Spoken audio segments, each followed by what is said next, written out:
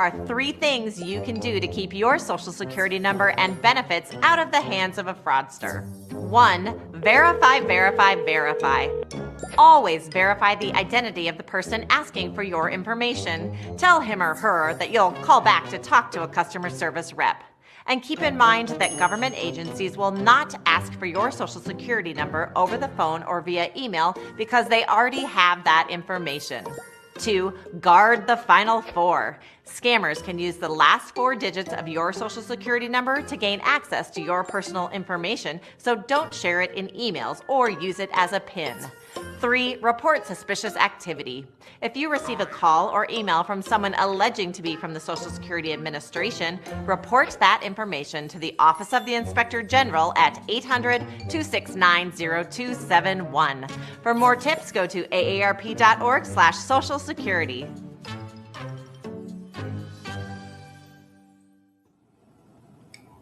Hello, my name is Anna Leal, Communications Intern for AARP Illinois. AARP is a nonprofit and nonpartisan membership organization that's been working to promote the health and well-being of older Americans for more than 60 years. Today's virtual event is focused on taking a deeper dive into Social Security with a multi-generational viewpoint along with students from Illinois State University. To start us off, we are honored to have David Lanier, an AARP Illinois member and grassroots advocate in the Illinois State House, joining us today. Welcome, David. My name is David Lanier, and today I want to welcome you to a virtual event for AARP. AARP is a nonprofit, nonpartisan organization which is comprised of members in the 50-plus range. We currently have over 1.7 million members in the state of Illinois alone.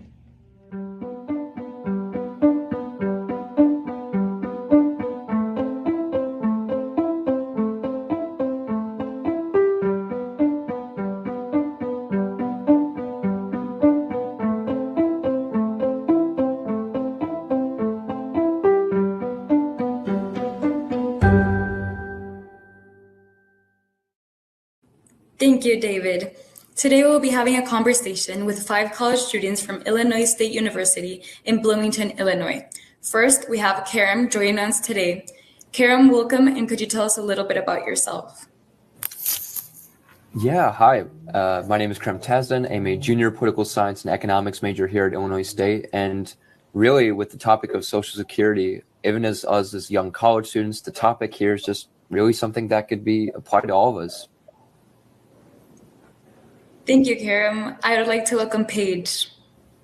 Hi, everyone. My name is Paige Hofstetter. I am a sophomore political science and sociology double major. Yeah, and same as what Karam said, I think that students and younger people really need to get engaged in the importance of Social Security, and I'm glad to be here. Thank you, Paige. Our third student from Illinois State University is Megan. Welcome, Megan.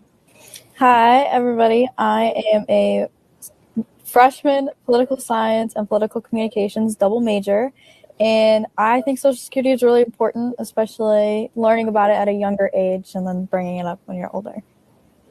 Thank you, Megan. Our final students joining us virtually are Emma and Malia. Welcome to both. Hi, I'm Malia. I am a sophomore political science major and history minor. I am the president of the Student Legislative Action Coalition, and I care about Social Security not only because my parents have been involved in AARP for a long time, but I hope that I want to be part of the movement that helps keep Social Security in place and make sure that it provides for everyone. Hi, I am Emma Beto. I'm a sophomore music business major, and Social Security is really important, and especially for college students to get involved at a younger age so that we're educated and we know of our options going forward. Thank you both. I would like to welcome all of you to today's critical discussion on Social Security, and together we're going to take a deeper dive into this priority issue for AARP Illinois.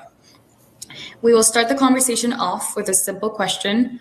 What are your quick thoughts on Social Security? Yeah, so I guess I could go first. Really, I think when it comes to Social Security, right, we obviously think about the system that we pay into and necessarily the benefits that are received from it, but often it can be sort of elusive, I guess, of just what those benefits, that payoff is in the long term. that I think sometimes we don't even think of right off the bat, but is definitely a big part of it.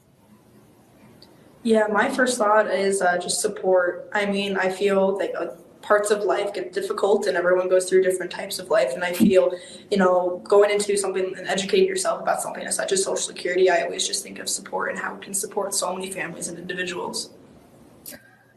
I definitely think that Social Security is definitely sometimes one of the more underrated institutions in the U.S.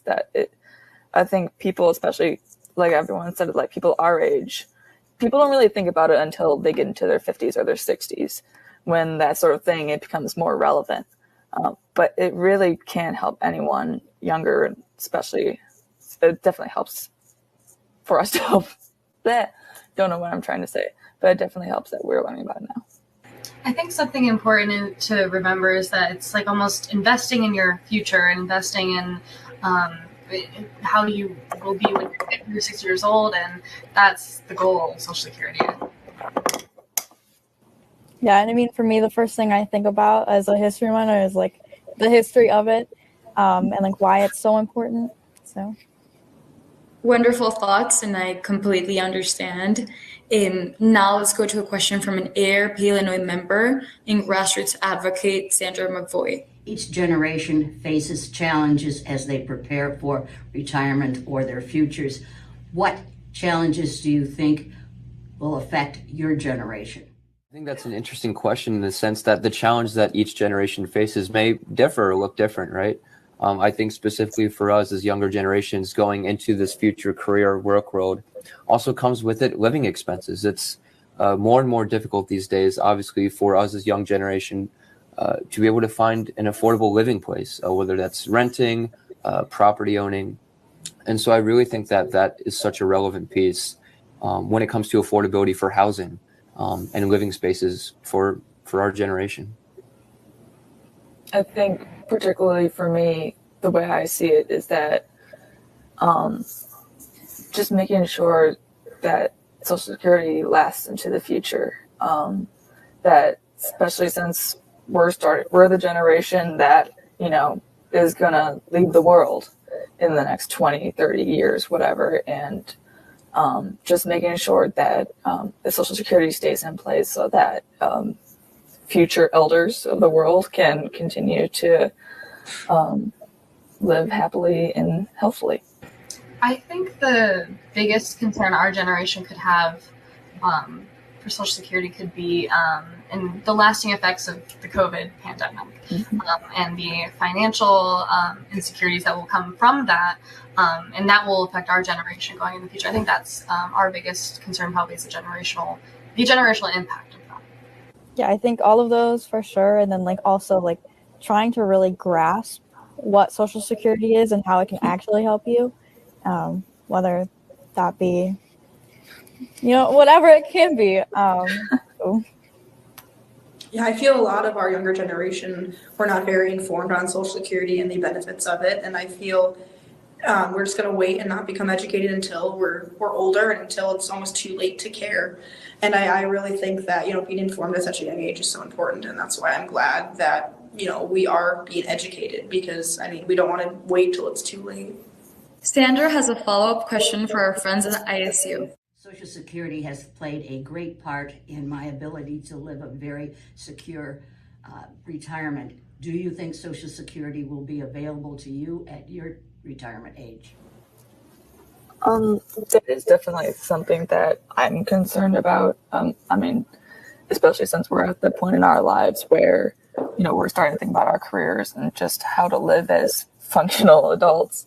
But personally, I think I have a unique perspective just because I've seen my parents who have gone through AARP, and my dad, when he retired at 55, he was one of the last people at his company to get a pension, and he was grandfathered into that program. So, and I know that it became a trend, in the workforce that companies have stopped giving out pensions and stuff like that. So I'm definitely concerned for making sure that Social Security can and will be able to prepare for people, especially as they live longer.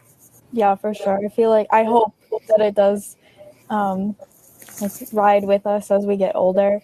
Because for me, Social Security is, paying with my college fund from my grandparents, and I hope I can do that for my grandchildren. Yeah, really just on that note, it's the system that we pay into, right? And one would hope that just the same way that we each continue to pay into the system, that we each are beneficiaries of it as well. And that's what makes it hopefully continue to prosper, and for us to be able to see it in the future as well. That's what we're working and paying towards.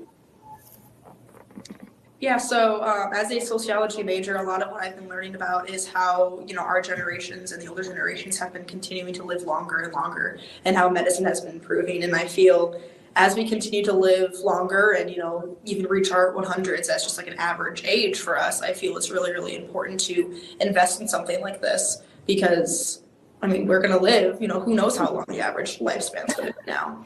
And I feel, getting educated now and continuing to be educated and invest in something as important as this, we need to invest in this, because we don't want to be living till 200 and have no money.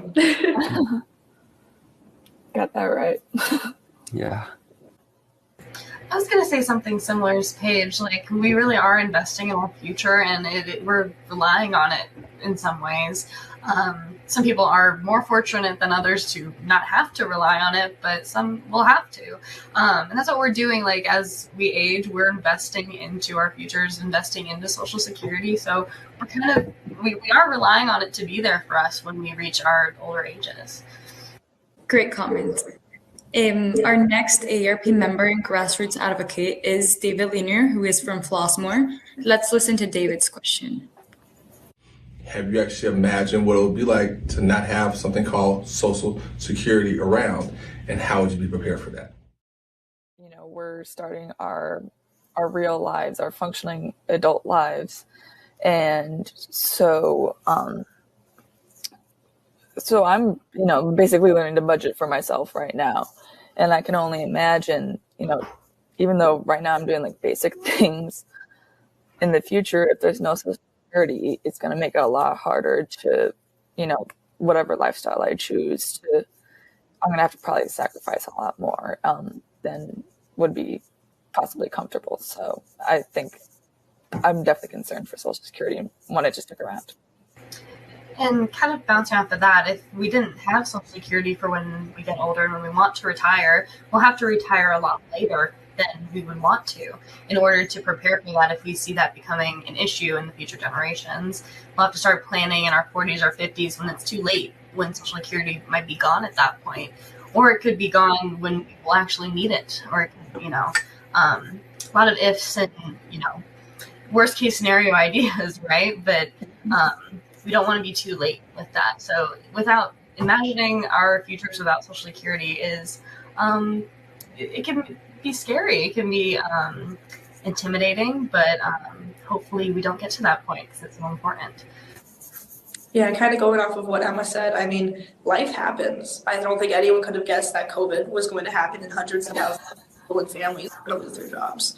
And I feel having, a safeguard like Social Security will just create a form of safety for families and individuals to feel more secure in their jobs and their livelihoods, so that they don't have to, work into their 70s or 80s, or they can just feel that they can put food on their table. Yeah, to go off of that, I feel like my grandparents are telling me, like, start investing into your retirement and stuff like that. I'm like, I just became an adult. Like, give me a second to like breathe. And then like thinking about it, it's like, it is kind of scary. Like, I don't know when my parents are going to retire. And that's, an actual fear, is that they might not be able to. So my parents said the same thing. Yeah, and just especially thinking about the fact that part of this is all that what we work towards, like what was mentioned in our future career goals and aspirations in the work world that everybody tells us about as we leave college and we enter that different realm of life, that we're working all towards that. And if that system wasn't there, then to me that's part of, like, I guess what you could call that part of that American dream that is sort of broken if that system isn't there for everybody. Thank you guys. You all say really great comments. And our Chicago ARP Illinois member, Hyola Austin, joins us for today's final discussion question. Welcome, Hyola. As generations age, we know that more attention for them would be brought to Social Security and its importance. The question is, what would it take that might make the generations more aware and acceptable to the Social Security? I think this might go with like kind of how people pay like with taxes. Is that for a lot of kids, especially like me and like my brother, we were both terrified to pay taxes. We were like, oh my gosh, the IRS is gonna come get us. I feel like if there was a way for schools to teach about, you know, Social Security, retirement, taxes, all of the above, then they would become more aware and maybe start at a younger age to either research or start investing and everything like that. Yeah, I mean, just to think of like real life examples, I think if we start to show that, you know, as you get older, you need these benefits and you need these programs, I think just to show younger generations and younger people, you know, examples, real life examples. And I think that would help them care a little bit more, because I think right now it's not that we don't care, it's that we don't know. And I feel like people show them and show us examples and actual real life experiences of why we should care. I feel it would help educate us into why we should be, you know, looking into this program and caring so much. Yeah, I definitely agree with both Paige's and Megan's points. Just awareness is just a huge step in the right direction. And MJ had a wonderful point about, you know, education. I mean, schools don't teach about taxes and budgeting. Like a lot of these things are left for our parents to teach us. And even a lot of our parents are still in their 30s and 40s, so they themselves are not thinking too much about Social Security. So I definitely think that an awareness program could just, people care about things that apply to them. So maybe find ways to help young people see that Social Security can be beneficial to them. If they get injured, if something happens, you know, Social Security could be there for them. And so I think that'd be a great place to start. I really love what Paige said and what Malia said too, but about not that we don't care, it's that we don't know. And I think again, like kind of the idea of an awareness program that would be catered towards younger generations so that they are informed and aware of the benefits of Social Security over our lifetimes. Like if we get educated on it now, we're going to be paying into that as we age, and then we'll care about it more and then be more aware and then be more aware of the benefits of it once we finally get to use our Social Security when we get older. Yeah, and just really the sheer impact that we see. I mean, even in Illinois, with so much of our population, even in our state, being recipients of Social Security, those are our neighbors, our family members, our friends, as everybody's talked about. There's no denying the wide-ranging impact that the system and Social Security has as a whole. So with the impact that we could have with increased awareness for younger generations, I think it really all just comes from getting to know more of how, you know, your aunts, uncles, family members, neighbors, friends, how they're all beneficiaries that you might happen to know in your own life. And that's something that you're owed as well. This has been such an informative discussion, and I'm sorry to say that we're near the end of our time for this conversation. So let's just do a last round of your thoughts on the future of Social Security. Megan, let's start with you. All right, well, I just think it is really important for students, not even just college students, but, you know, maybe high school, like younger high school students and things like that, to learn about Social Security before it's too late and to really start understanding what it is. Social Security is really important to all of us, and kind of investing in our future and protecting our future and protecting future generations, like the current generation of users of like Social Security are protected, and we need to protect ourselves for the future. And again, educating the younger generations as to why that is and how important the benefits are, so that they're aware and so we don't lose it. Yeah, I think that's really important. And protecting our futures. Yeah. And really just through it all, like what we've seen, not just in our, awarenesses as young adults, as young students, college students, we're day by day, we have to be more aware of what the rising costs of life are, even as we go into whatever future career work, and the preservation of our investment. That's what makes it through and through to be an American in the system that we pay into. Yeah, I think it's inherently tied to that, to the promise of prosperity and health and security in our future lives. And I think we can all agree that that comes through with, like what everybody said, better education about it. Because at the end of the day, nobody can disagree with the fact that it is something that is there, that we all pay into and should continue to be there. Again, thank you so much to our special guests, Megan, Emma, Paige, Karem, and Malia from Illinois State University for joining us today. And thank you, AARP members, volunteers, and listeners for joining in this discussion. Continue to join for a virtual event with AARP Illinois. If you're looking for more information from AARP, please Google our website at AARP Illinois or at states.aarp.org/Illinois/. Thank you and have a wonderful day. This concludes our virtual event. People today, they could spend half their lives over 50. That's a lot of living. So it helps to have a wise friend and fierce defender in your corner. A friend like AARP. So your health lives longer. This is just slow-mo karate? Just slow-mo karate. Your money lives longer. I just bought that. I just sold that. And your happiness lives longer. That's why the younger you are, the more you need AARP. Join today.